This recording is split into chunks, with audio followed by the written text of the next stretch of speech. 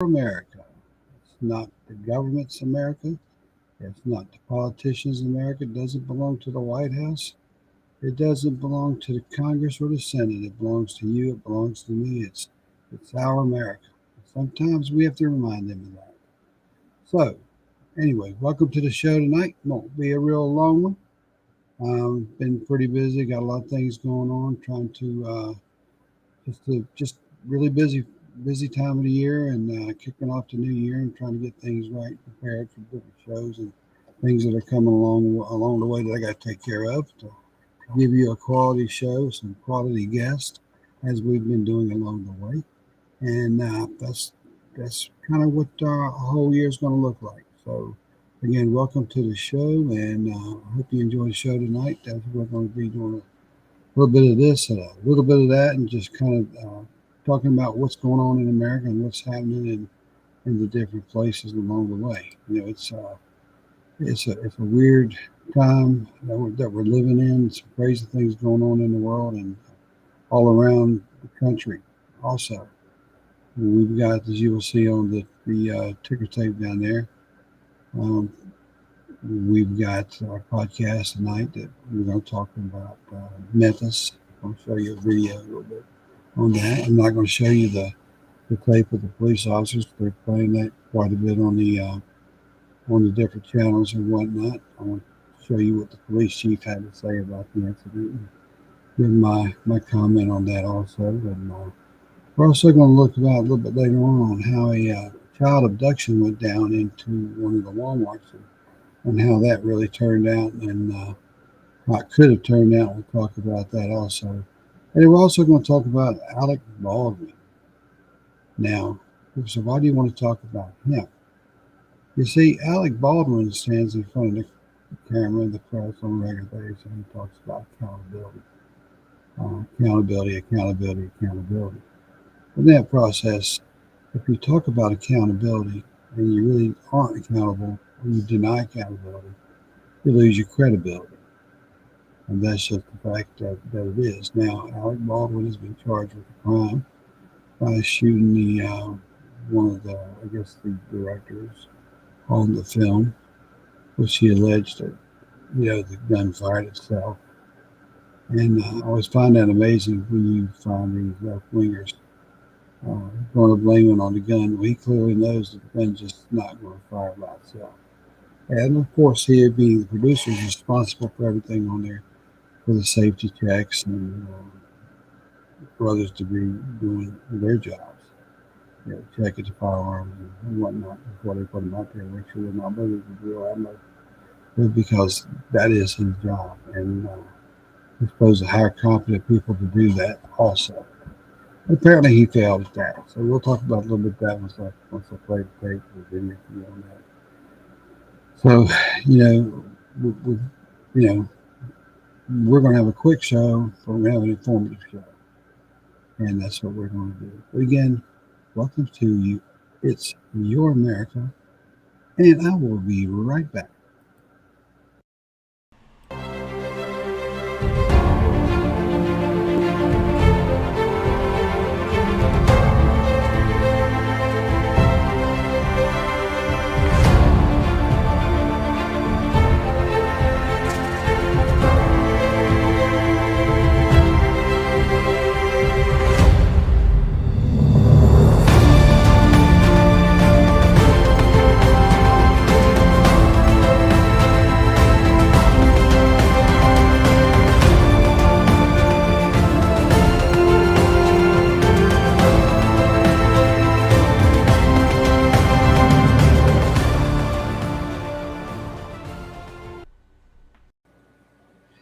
And that's a great book, by the way, from Eric J. Earhart. So if you get a chance to read that, get that, uh, check on Amazon.com. You can find it there.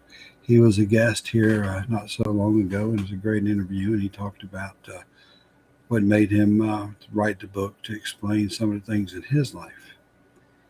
He has a very positive message about not looking for a handout, but an actual hand up, which makes the difference in America. Um, we can survive based on our own decisions, and and not for somebody always looking to, or we're looking for that free ride. So you know, you can make mistakes, as the book will tell you. You can make mistakes along the way. It's but how you choose to use them to to better your way of life and accomplish some great things. But yeah, so anyway, welcome to the show. I want to talk about that Memphis event. Let's go ahead and get that out of the way. Um, after looking at that from a law enforcement standpoint, being in law enforcement for so long, uh, nearly 35 years, I have to look at that and I think, where are we going wrong when we have 4 or 5 officers taking the law in their own hands? Well, not for nothing, but Memphis, they stepped in there and they acted quickly and appropriately, and based on what they saw, made a determination. They made the charges and they made the arrests. Now the trial will come up, and there'll be a whole lot of things being shown, different camera angles or whatnot. But you know, based on observation, perception becomes reality, and reality is perception. Which, you know, will there be a juror that has not seen the tape that their thought or mind is not already skewed from what they've seen? I don't think it's been being played up a lot on the more liberal news networks, but I do know it's been on some of the conservative networks, yeah, constantly. But the reality is I think when you look at things, you got to look at the training that goes in for these officers, the supervision. Do they have enough supervision out there? What is the manpower in the agency right now? What is each agency facing from the streets? That's always a difficult task, and sometimes you know specialized units can lose their way. And like I said, I'm not going to sit here and make any comments about it because I've not seen the entire thing. But from what I've seen, it doesn't look very well.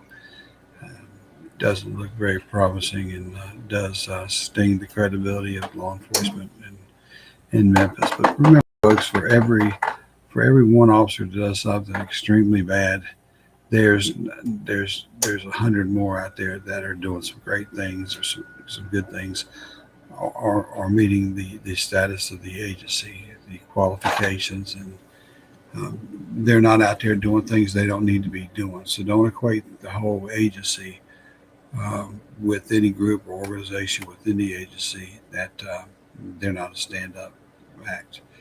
I do have here also, it's an interview that the chief gave, and some of the questions that she could answer were some of the things that I was thinking of, as far as how do you train these officers, or what happens if you don't have enough supervision in the field?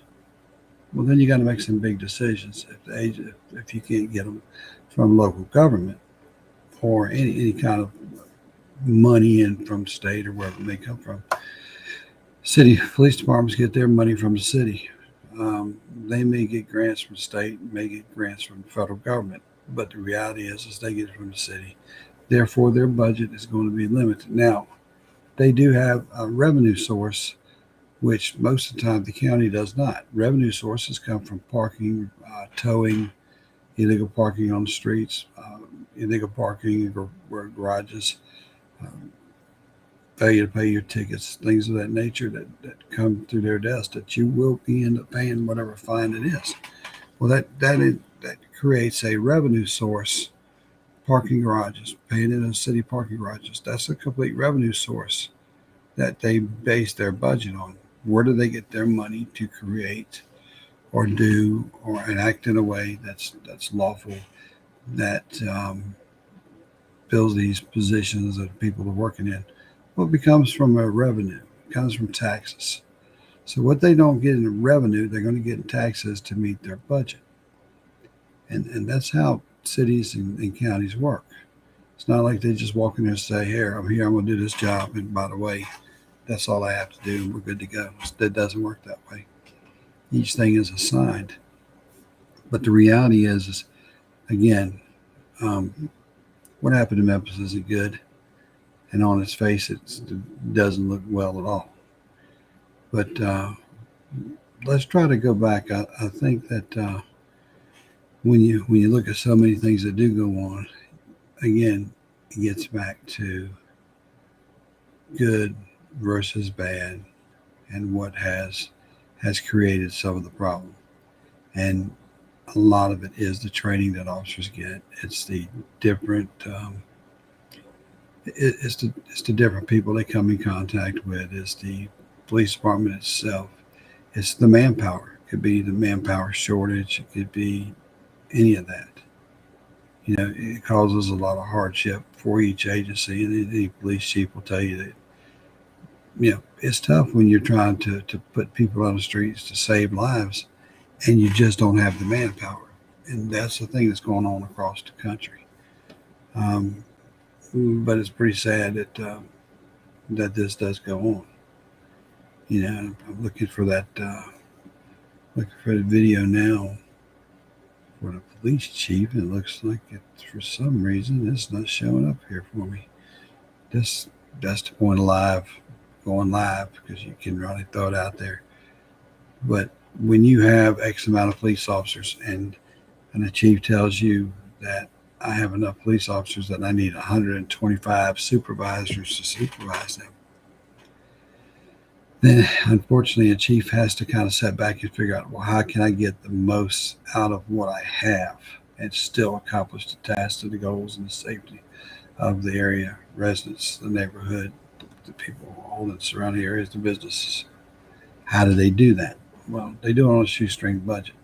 They do that by duplicating services or shifts, or duplicating manpower shortage. You know, they may have to spread all the assignments very thin while attempting to overlap. That doesn't always work. Police department is a city within itself. But having said that, it is it can be your best friend.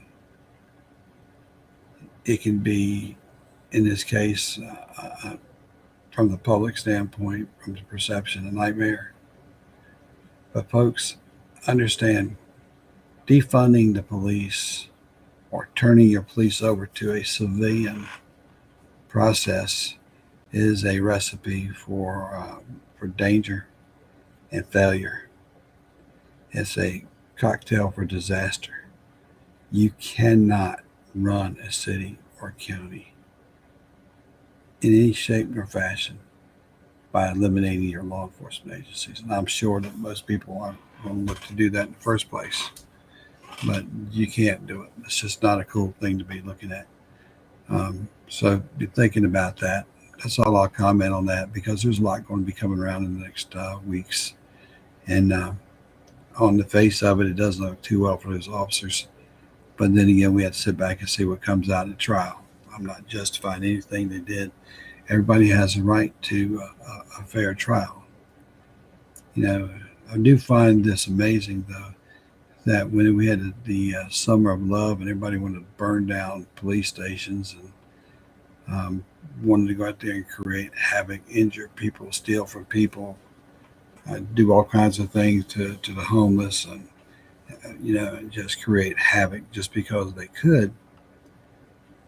Burning cities was okay, and everything else went around that. I just wonder why they didn't have that outrage then with the outrage they have now based on what they're seeing. Death is death, destruction is destruction, and destroying property is destroying property. No matter how you look at it, it causes a great deal of pain through each and every community that is affected by. So now they want to jump on the police department, which, that's just the way it's going to be because of what happened. But the same people readily jumping on the police department, jumping on the bandwagon for the law enforcement officers issue, for the incident in Memphis. Where were those same folks when cities and towns were burning down? And when you tried to talk to them about what do you think about it, they'd hide their tail and run and didn't want to have nothing to do with it because they didn't want to hear anybody hear them say that it was wrong because, you know, keeping it simple, defunding the police was what they were trying to accomplish. And if they weren't, they were at least trying to plant the seed to diminish the responsibility of any one group or person. You know, less is best in most cases. So it does create a whole different world, a whole different vibe, and dealing with these situations. But there will be a double standard. Um, but it's not to say that whatever comes up and how it comes up is isn't justified.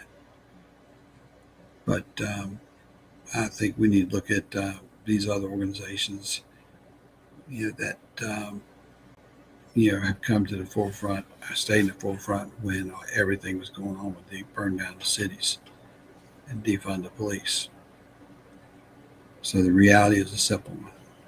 You know, you can't do it, you can't get rid of it, as we've seen. So they may still talk about it, but that's going to be a very difficult task because there's more people who want law enforcement there than want to call out to to somebody in the neighborhood who just shows up with a baseball bat or an illegal firearm or a 9 millimeter that doesn't belong to them, to call themselves more of a vigilante justice.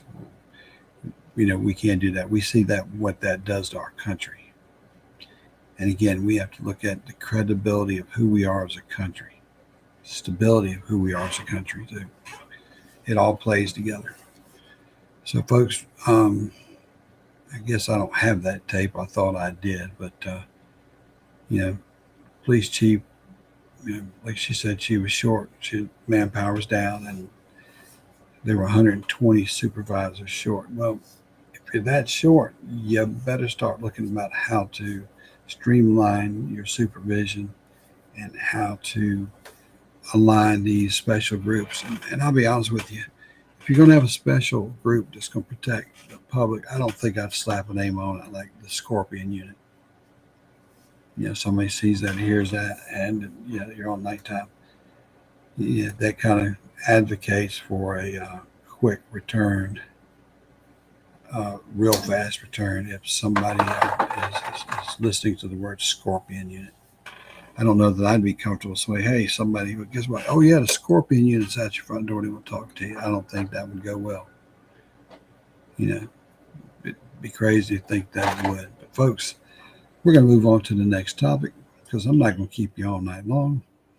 But we're going to go ahead and I'm going to play the Walmart incident for you real quick. Mother and her 2 young daughters shopping at an Oklahoma Walmart. Little did they know that man right there was about to strike. As the mother turns toward a grocery shelf, 37-year-old Sammy Wallace snatches the 2-year-old girl from the shopping cart, holding a knife to the toddler. Here it is again, the toddler now in the stranger's arms.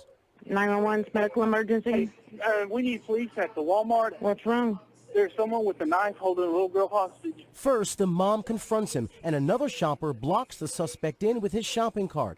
Police arrive, beginning 34 minutes of a meticulous rescue operation. The hostage negotiator works to build a rapport with the suspect, who has a violent arrest record and a history of mental illness, but it doesn't work. Every time we felt like we could use some of the cues, in other words, talk to him about his family, his job, his interest, he would become erratic. The team moves in a carefully choreographed formation, a police officer to either side of the suspect. It's called triangulation. That way we can try to get a good shot if we need to. Next, they offer him a chair, their goal to stop him from moving, a controlled target.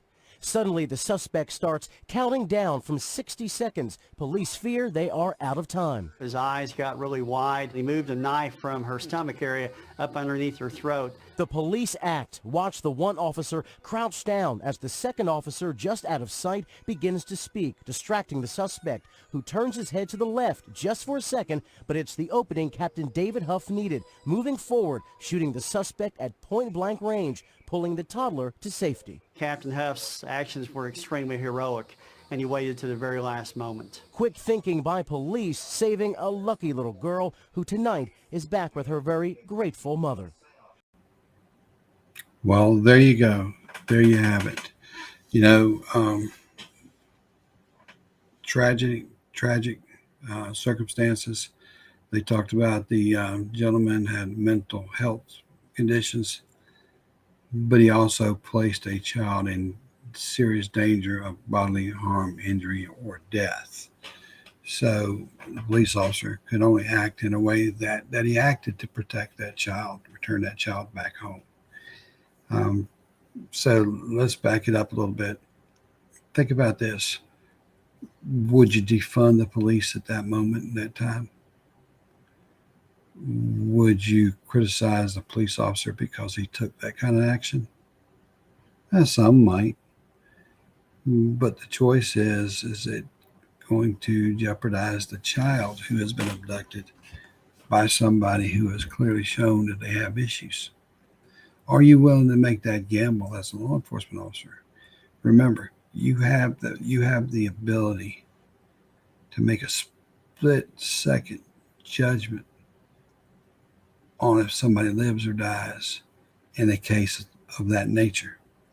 And when you make that judgment, you have to be fully committed to that, simply because the life of that child that was being abducted, where he was holding the knife at gunpoint, or a knife at neck or her abdomen, the officer had no choice but to get him at gunpoint when he had the opportunity to do so.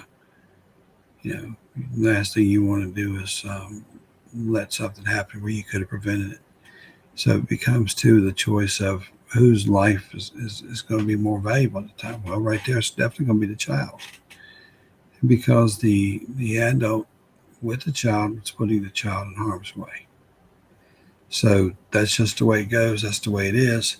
But I thought, in lieu of what's going on at one spot, you see what's going on at another. So when looking at these kind of things, use a case-by-case basis. There's a lot of people who just look at it as one big blanket, and they mount all these things that go on in law enforcement up to one person. Well, that's not good, because that's not an accurate statement, nor is it an accurate reality. Let's just say that. In this case, perception was reality in a Walmart, because the perception was reality, because the individual clearly indicated that he was going to kill the child by using a knife. Now think about that. What would you do in that case? Law enforcement officers are trained to act and react, and they do that. And sure, there'll be some Monday morning quarterbacks, but at least that little one was there so they can just listen to that Monday morning quarterbacks. But that's just the way life is. So that's how it rolls. But so we're going to talk a little bit more into the Alec Baldwin. I'm going to play you a video that I picked up earlier for you to look at, and we'll comment on that also.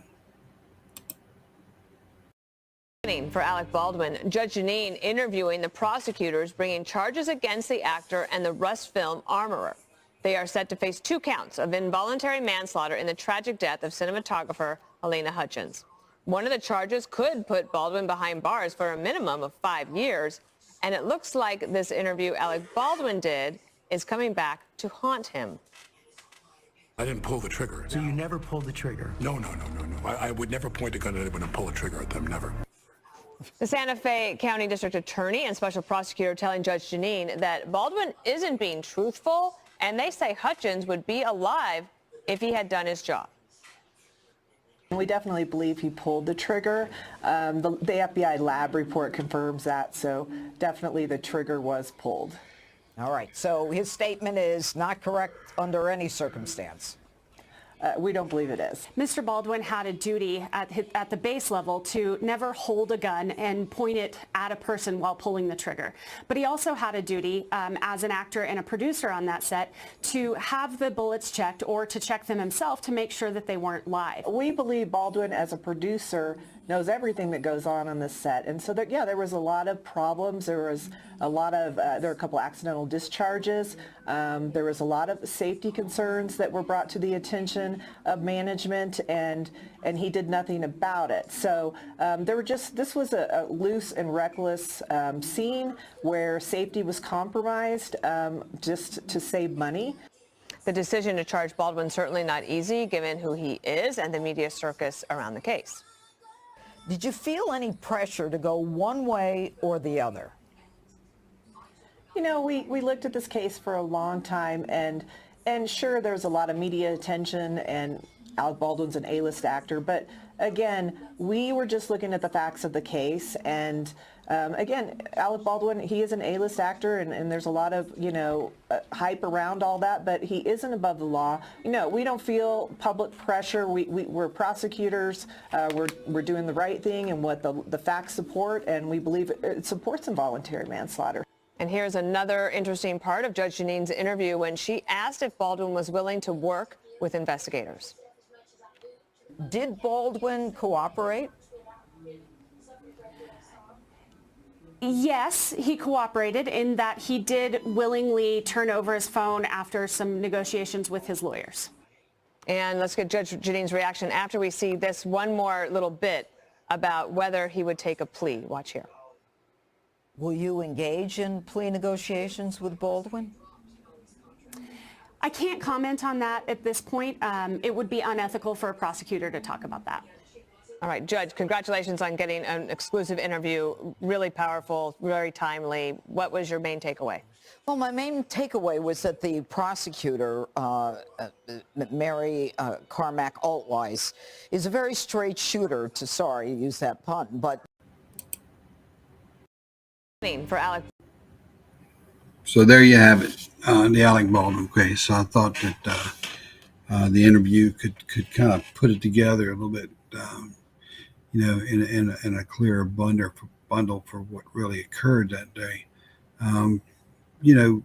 Again, it gets back to innocent till proven guilty. But if you're innocent, to go on national television and tell a story that everybody's looking at you thinking, wait a minute, you're saying that you went on this photo or this shoot for the movie and that you just happened to pull the gun up and it fired on its own, which is impossible. It can't happen.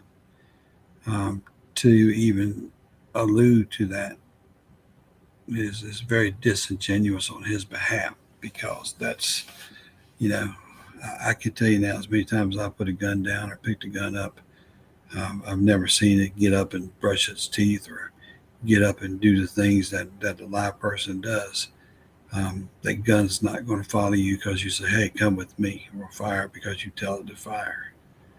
You've got to put your hand on that gun, pick it up, and put your finger on that trigger. Well, if you're really good, you can use your toes, but the bottom line is you get it.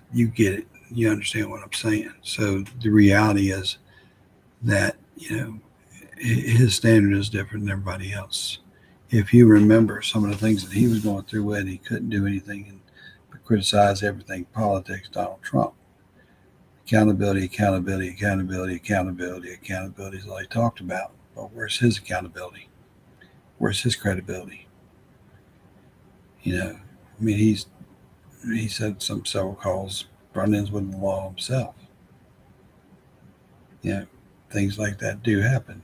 But the reality is when you're out on this set, that credibility and accountability is a totally different ball of wax when you have the life of somebody in your hands by a so-called prop or use of that prop that comes back to be a loaded firearm. And that is horrific, because all that should have been checked. Nobody carries live fire on a set for a movie that I have ever heard. So for them not to check to make sure what they had was a jet, and what they shouldn't have, if you think about it, makes absolutely sense from the director's standpoint or anybody for that movie. But anyway, that's just kind of what we're talking about tonight. Kind of a lot of them things. I'm not staying on one big topic long. I'm not going to be here long. I'll probably give maybe a few more minutes and we'll talk about a few more things. But I wanted to. I'm going to leave it with one, but I wanted to play another. Let's talk about the Congress, what the new Congress is doing, whether people are happy or not happy. So let's check that out real quick. Fang Fang's boyfriend, you're not going to stick up for him to be on the Intel committee. Neither he nor Schiff, in my view, should even be able to get a classified anything in the private sector, never mind the government. Adam Schiff is a proven liar. He used his position on the Intel committee, and he lied to the American people, and I know that he lied because for almost 3 years, nightly on this show, we exposed his lies and the things that he was doing in the Intel community, weaponizing and politicizing information by telling the American people things that just weren't true. Are you supporting these two guys? I am not, and the reason is when Speaker Pelosi deemed that Jim Banks and Jim Jordan were unsuitable to be on the January 6th committee, that to me was a kind of political vengeance that now, good for the goose, good for the gander. The fact that McCarthy's doing it now, they should have known that it's just a matter of time. Political cycles work their way through, and then if you did it to me, I'm going to do it back to you. What I am absolutely outraged by, though, is how this new Congress is just a reflection of the last Congress. It's a do-nothing Congress. What in the world are they there for? Matt Gaetz, why are you pursuing Adam Schiff and passing legislation to get him, barred from intelligence? Why don't you protect go after the country? Paycheck protection fraud and some of those other meaningful things for the American people, things they care about, their pocketbook. They care about their safety.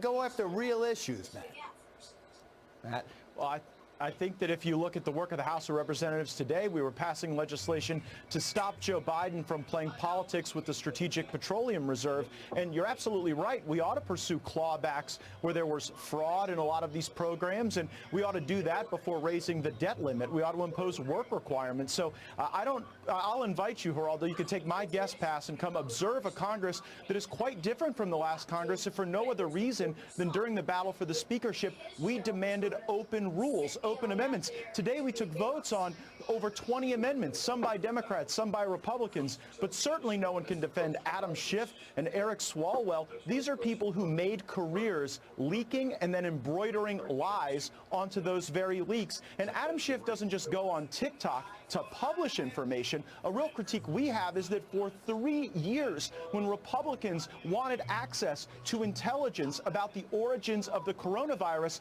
Adam Schiff was essentially the blocking tackle for the Chinese Communist Party and did not get that information out in front of the public. Wait now he's Congressman, you sound a good game. What in the world were you and your 19 colleagues doing, torturing the speaker, your speaker designate, Kevin McCarthy? What, Geraldo, for your it's egos? old news. What was that for? What did you hope to attain in that?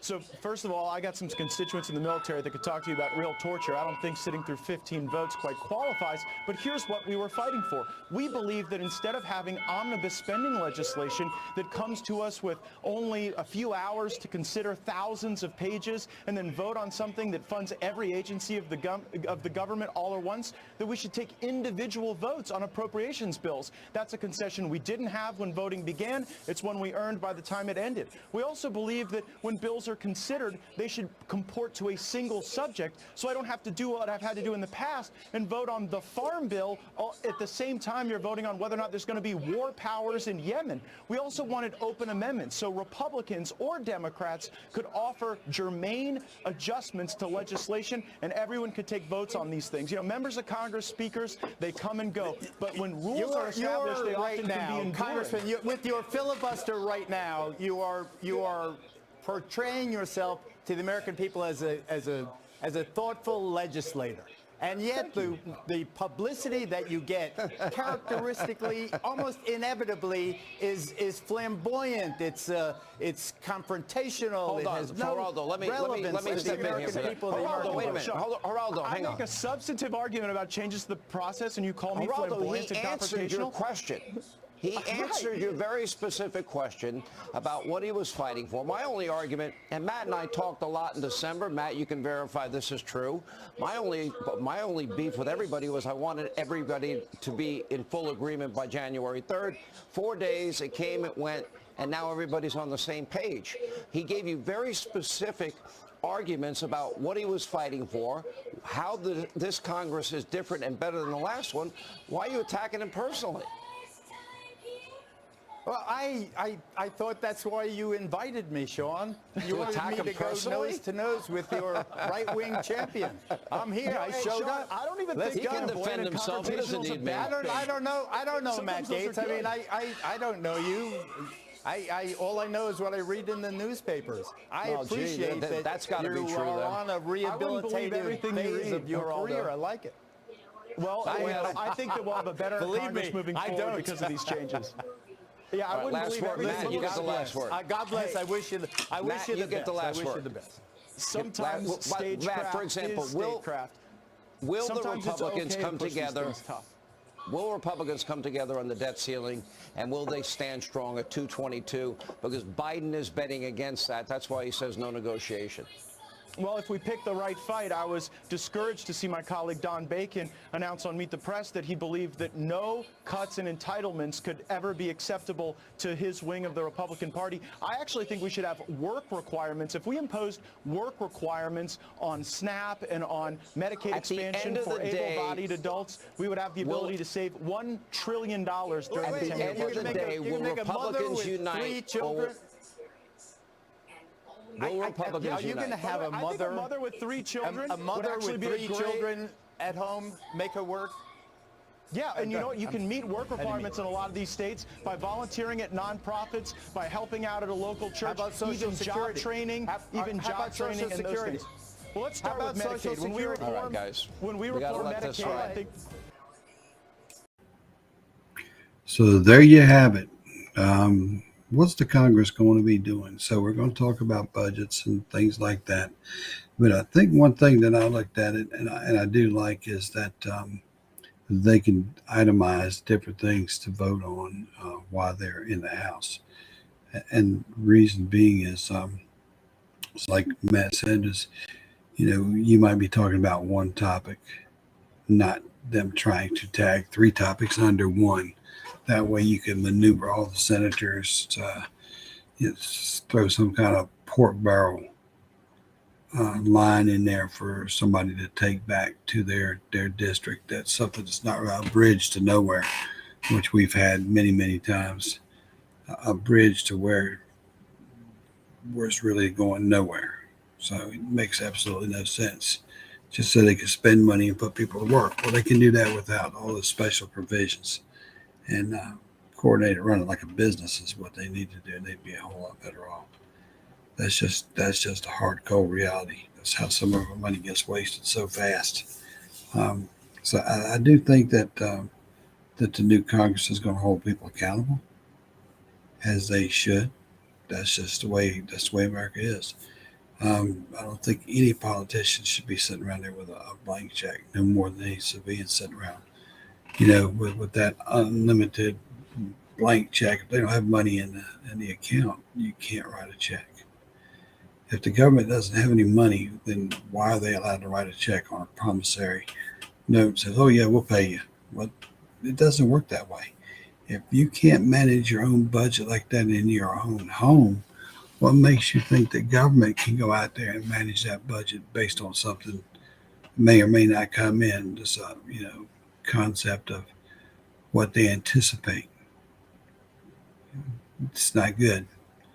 Everybody has to balance the checkbook, and it goes with the government too. I don't think we should be just letting them basically fire off shots and then do what they want when they want for no reason, except for theirs. That's just what it is. Remember, it's our country. It's our America. It doesn't belong to the politicians. It belongs to you. It belongs to me. And that's just a simple way it is. Now, on that note, Geraldo always gets a little left wing, but he doesn't. He's not always up there jumping on the bandwagon, but he does support it from a distance or maybe from close up sometimes. But that's just who he is, all the way back from his reporting back when he was with one of the local news stations. Things are getting, things for him as a journalist, and now I guess he's just a contributory author, consultant, whatever it may be. Not, like he good in his craft, but depends on what that craft is at the time, I guess. But that's just a reality. That's a hard set reality, folks. Yeah. And then I got something here where Kelly McEnany, as you will know when you see her, she works like what I call the boss. She works like the boss. So folks, be ready for that.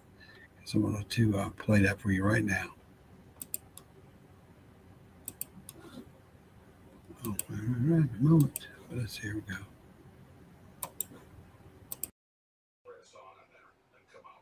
The father of the Orlando terrorist to your candidate. He's a mentally ill individual Oh, who that's ran what for attracted him. president. I get it. Pardon me? What attracted him to your candidate? And your answer was he's mentally ill. His mentor. Stop smiling and smirking like it's a funny thing. Kaylee, He's a tragic individual. I have to ask you a question.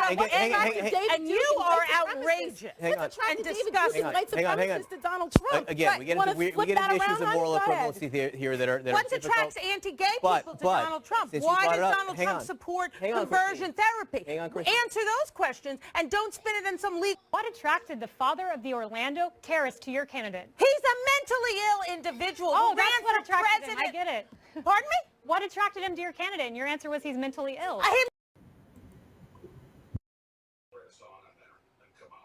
The father of the Orlando.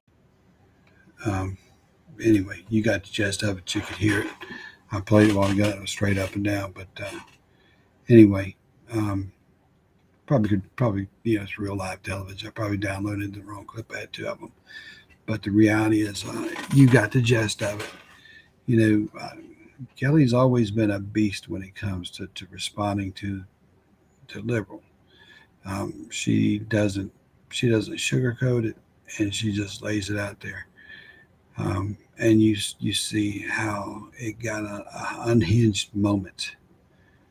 It got loud. Well, unfortunately, that's how the far left does things.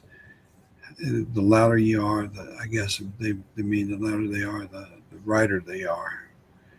The more they act more accurate they are, because they're nowhere near right. They can keep saying the word right, but the more accurate they feel they are. So, folks, it's just kind of, I wanted to play that funny little clip for you because, it's just, it shows you what we're dealing with. It shows you what we're up against out there and what's going on all around us.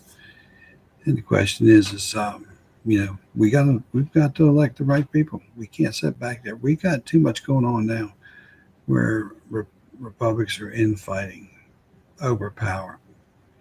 Look, folks, if you run your election, you lose. You're in the primary, and you lose the primary. There's still a general candidate that's going to be in there for the general election.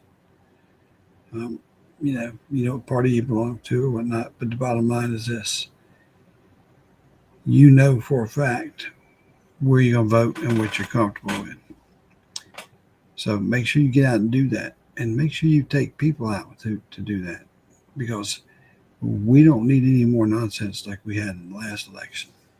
And for everybody who sits home, there's probably, as the stats, maybe 5-6 people of the other that do vote from the other party that trample your vote out. You got to get out and vote, folks. You can't let everybody vote for you. That's just a hard, cold facts. That's the only way we're going to solve some of the problems in our country, folks. That's the only way. We're not going to do it by wishing it away or big group hugs, because that's not going to work. Not at all. But on that note, So as you go through life's way, through the week, things are going for you. I want you to think about all the good things you got ahead of you, things you want to accomplish in life for the new year. You never know where you'll be, what you'll be doing. Be positive in what you're doing. Enjoy your life. Enjoy everything about it. Enjoy your family. Just have, you got to be serious enough to get through it, but enjoy life. That's what it's about. And anytime you're traveling out about, always remember, and I say this every show, always be real. Always be safe. Always be ready. Always be ready. Because you never know when the wolf will come knocking at your door. And I promise you, he can do that any day or any time. And remember, it's your America. It doesn't belong to the government. It doesn't belong to the politician. It doesn't belong to the Congress. It doesn't belong to the White House, the president. It doesn't belong to all these government agencies with acronyms at the